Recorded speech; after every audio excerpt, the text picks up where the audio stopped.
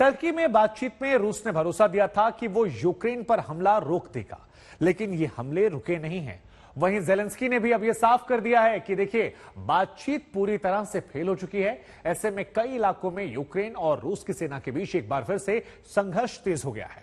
हालांकि आज तक की टीम आप तक तमाम खबरें पहुंचाने के लिए ग्राउंड जीरो पर लगातार मौजूद है। दोनों अलग अलग सेनाओं के साथ हम मौजूद हैं। यूक्रेन की सेना के साथ हमारे संवाददाता गौरव सावंत मौजूद हैं, तो वहीं रूस की सेना के साथ हमारी संवाददाता गीता मोहन चल रही हैं। ये दोनों आपके लिए पल पल की हर खबर आप तक सबसे पहले और सटीक पहुंचाने के लिए लगातार रिपोर्टिंग कर रहे हैं। तो सबसे पहले हम बात करते हैं 36वें दिन की हलचल की, जो बता रहा है कि ये जंग ऐसा प्रतीत हो रहा है कि अभी यहां से और लंबी चलने वाली है।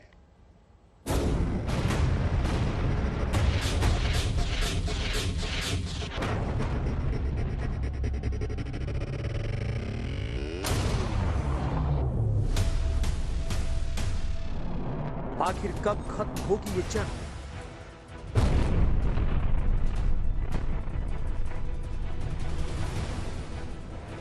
आखिर कितना तबाह होगा यूक्रेन?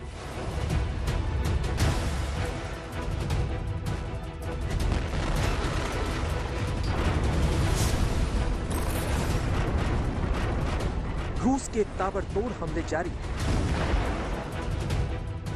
यूक्रेन के शहर खंडहरों में तब्दील हो रहे हैं।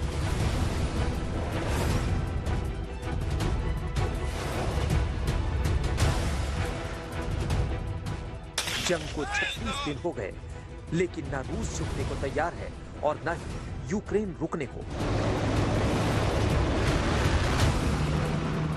अब लड़ाई शहरों पर कब्जे को लेकर है।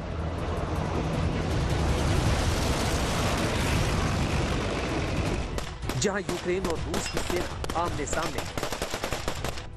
कई शहरों पर रूस ने कब्जा कर लिया था,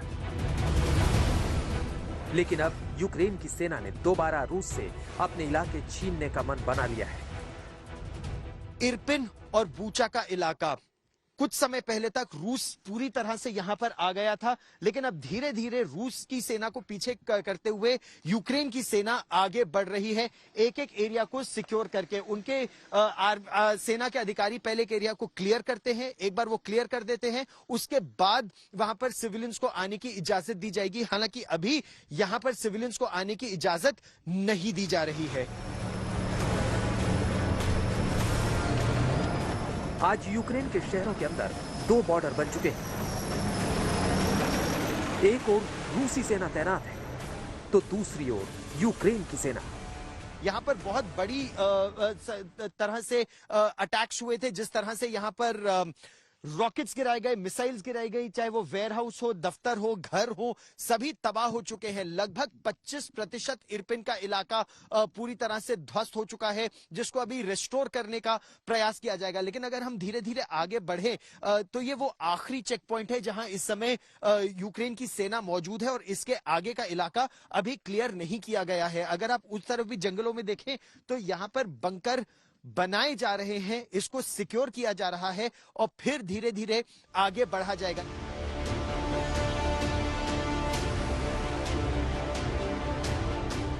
दोनों सेनाओं की ये खींचतान अपने साथ तबाही लेकर आती है।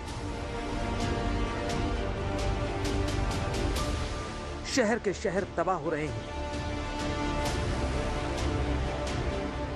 क्योंकि जिन हथियारों का इस्तेमाल किया जा रहा है उनका मकसद सिर्फ जंग जीतना है।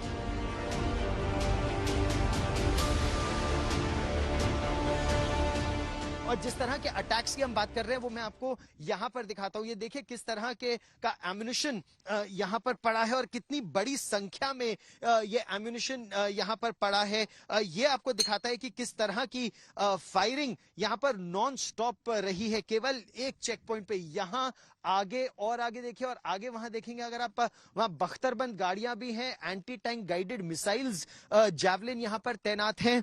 और इसके आगे अब यूक्रेन की सेना भी धीरे धीरे आगे बढ़ने का प्रयास कर रही है। उसका लक्ष्य यही कि अपने इलाके को एक बार फिर अपने कब्जे में किया